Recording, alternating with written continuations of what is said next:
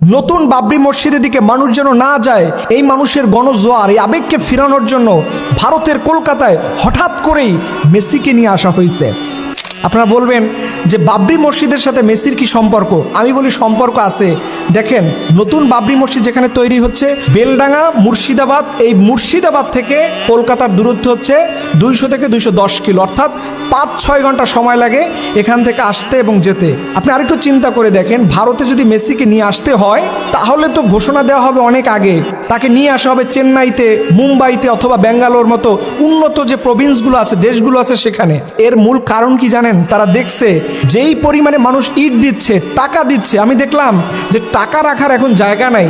এই টাকা রাখার জন্য তারা পানির ট্যাঙ্কির মুখ খুলে দিচ্ছে, ট্রাঙ্কগুলো ভরে গেছে, কত হাজার কোটি ইট অলরেডি সেখানে চলে এসেছে, এক আল্লাহ ছাড়া কেউ জানে না। আমি দেখলাম বৃদ্ধ মহিলা পর্যন্ত মাথায় ইট নিয়ে আসতেছে। সুবহানাল্লাহ বিহামদি।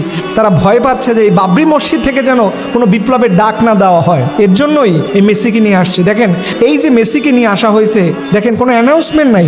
ওখানকার যারা দেখতে গিয়েছে তারা রাগ করে পুরো স্টেডিয়ামের মধ্যে ভাঙচুর করেছে, পুরো বিশৃঙ্খলা করেছে। এখান থেকে আমার কেমন যেন মনে হয় যে নতুন বাবরি মসজিদে আতঙ্কে তারা কাঁপতেছে। এবং আল্লাহর কি দয়া, জুমার নামাজ দিয়ে শুরু করে বাবরি মসজিদে অলরেডি ইটের গাঁথনি শুরু হয়ে গেছে। আল্লাহর কি মেহেরবানি, জুমার নামাজের মধ্য